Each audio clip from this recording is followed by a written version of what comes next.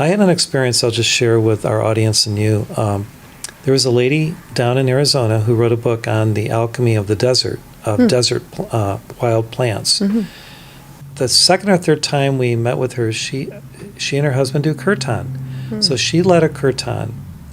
And this was one of the most mystical things that ever happened to me is when we were singing to Durga, this amazing aroma filled the room. I was in ecstasy, and I was trying to figure out what is this aroma composed of? Because it's like 2 or 3, 4 or 5 different aromas all in one. Mm-hmm. And I was in total bliss, and I didn't know if anybody else could smell it, but I could smell it. Have you had any experiences with beautiful divine aromas coming in the room when you're chanting and doing Kirtan? And if so, what was that experience like for you? I have not had the experience of the aromas. What I've had is clairaudience. Right. Okay. And there is a whole. I did some research on all the fragrances associated with different of the chakras? Eastern. Well, the different of the Eastern gods. Okay. The chakras, yes, Yeah, absolutely. Okay. The essential oils for each of those, and there's flowers that are associated with each chakra, which would also connect with that.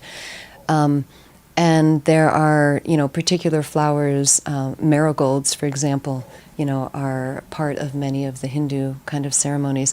But what happened with me is I've had a couple of experiences. One time I was chanting, and it was a small group. So sometimes when I would start leading a kirtan, if there were people coming in late, so maybe we start the first chant and there's only a few people in the room, but my eyes are closed when I'm chanting. And so other people may come in during that, and then, I open my eyes for the next one, and wow, there's twice as many people in the room as there were when we started. So one time I was chanting, and it just kept sounding like there were more and more voices that were joining us, and like a choir. And then I would open my eyes, but no one else had come into the room. But I heard all these other voices that were joining us. So that was one experience. And another one, I was playing with probably 4 or 5 other musicians. My husband was there playing. He plays both a recorder and drum.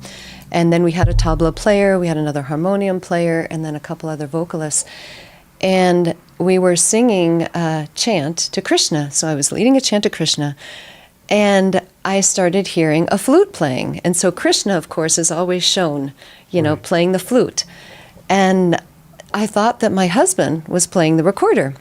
But I opened my eyes and looked at him, and he was playing a drum.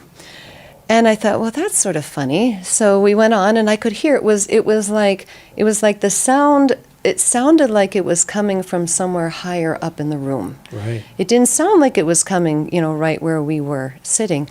So I heard this flute, and then when it was all over, I turned to the tabla player, who was Marius in that event, and I said, "Did you hear the flute?"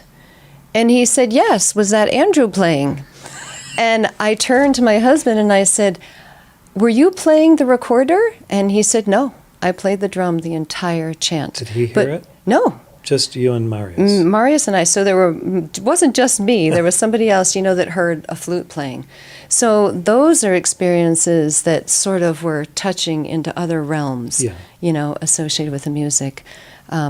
It's a blessed thing. It's proof that what you're doing is both valuable, yet it touches heaven, and heaven responds.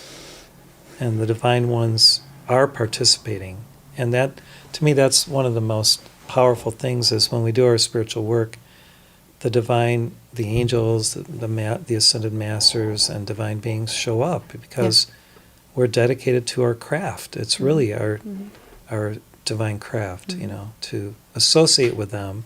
First of all, believe that they exist, associate with them, call to them, name them, and more importantly, I think sing to them. I think singing, Mother Mary through me said years ago, sing your prayers. Yes.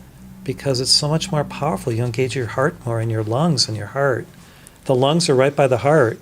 So when you sing, you've got to really get the lungs going, and it's phenomenal.